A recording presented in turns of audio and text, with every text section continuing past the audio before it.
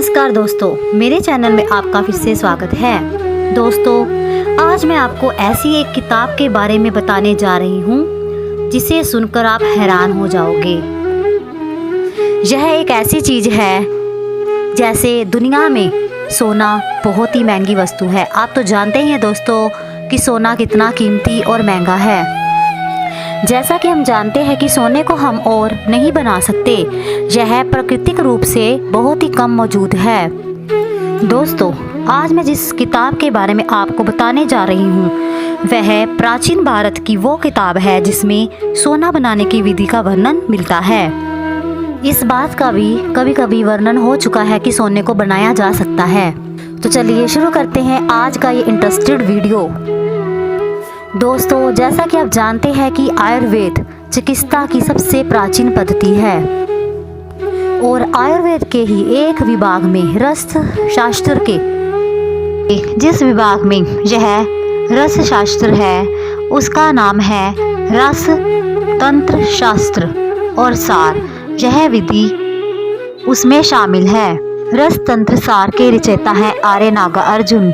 आचार्य नागार्जुन ने इस किताब में वर्णित किया है कि हम किस प्रकार पारे यानी मरकरी को सोने में बदल सकते हैं। भारत के प्राचीन नगर जैसे कि नागपुर को एक प्राचीन राज्य कहा जाता है। इस नागपुर के प्राचीन नगर में बड़े ही धनवान ब्राह्मण निवास करते थे जिनकी कोई संतान नहीं थी।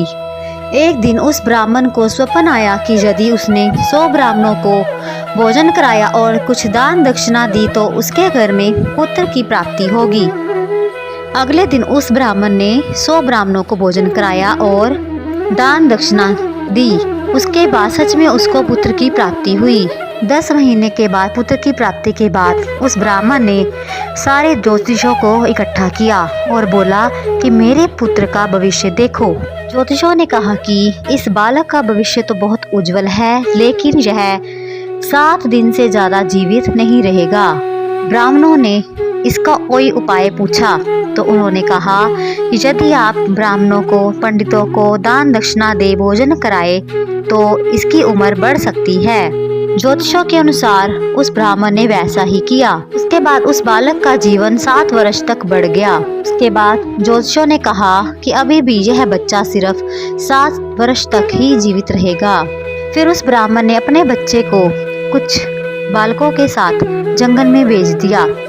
जंगल में रहने के बाद उस बालक को एक योग्य पुरुष ब्राह्मण के वेश में उसको परमात्मा के दर्शन हुए।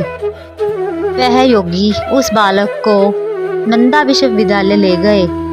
उस बालक की वहीं पर रहने और खाने की व्यवस्था की। उस समय नालंदा विश्वविद्यालय के प्रधान आचार्य थे आचार्य शरद।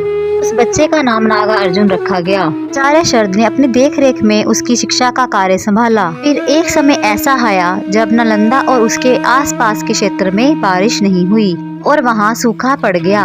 इसके कारण लोगों को फसल नहीं मिली। लोगों को बड़ी कठिनाइयों का सामना करना पड़ रहा था। आचार्य शरद को कहीं खबर मिली कि समुद्र पार करके अगर वहाँ पर पहुँचा जाए तो वहाँ पर एक महर्षि सोना बनाने की कला जानते हैं। अगर कोई उससे यह कला सीख ले तो हमारी सारी कठिनाइयाँ दूर हो जाएंगी।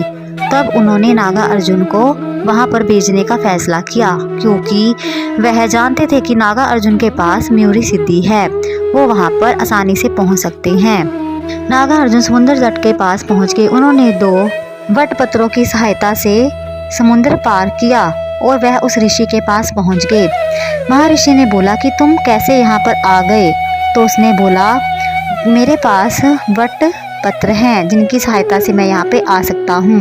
नागार्जुन ने उस महर्षि को बताया कि किस प्रकार अकाल के कारण नालंदा बुरा हाल में है। वहाँ पर ना बरसात है, ना खाने को है, ना लोगों के पास पैसा है। वहाँ पूरा अकाल पड़ा हुआ है। उसके बाद उन्होंने महर्षि से प्रार्थना की कि वह यहाँ पर स्वर्ण बनाने की विधि सीखने आए हैं। उसके बाद महर्षि ने कहा नागार्जुन को कि वह उसे मयूरी विद्या सिखा दे तो वह उसे स्वर्ण बनाने की विद्या भी सिखा देगा। नागार्जुन ने उन्हें वट पत्र दे दिया और मयूरी विद्या भी सिखा दी। नागार्जुन ने उन्हें एक वट पत्र दे दिया था। उसके बाद उन्होंने स्वर्ण बनाना भी सीख लिया था। उसके बाद वह दूसरे वट की सहायता से समुद्र पार करके वापस नालंदा आ गए। उसके बाद नागार्जुन ने फिर वैसा ही स्वर्ण बनाया और लोगों का कल्याण किया। नागार्जुन अब आचार्य बन चुके थे। वह आयुर्वेद के बहुत ही प्रसिद्ध आचार्य हैं, जिन्होंने रस शास्त्र का निर्माण किया है। रस शास्त्र प्राचीन समय का रस शास्त्र है, रसायन विद्या है, यानी कि केमिस्ट्री है। तो नागार्जुन ने सोने बनाने की विधि का वर्णन इसी किताब में किया है। कहते हैं कि यह किताब आज भी मौजूद है और इस किताब पर वैज्ञानिकों की भी रिसर्च जारी है। दोस्तों, पारे की सहायता से सोना बनाया जा सकता है, ऐसा उस किताब में लिखा है। ये किताब आज भी मौजूद है। तो दोस्तों, हमारे शास्त्रों में जो विधियाँ लिखी है, विज्ञान उन पर रिसर्च कर रहा है। अगर आप भी मानते हैं कि ऐसा संभव है तो आप भी ऐसा अनुभव कर सकते हैं। तो दोस्तों, कैसे लगी ये वीडियो और ये कहानी, लाइक शेयर जरूर करना। धन्यवाद।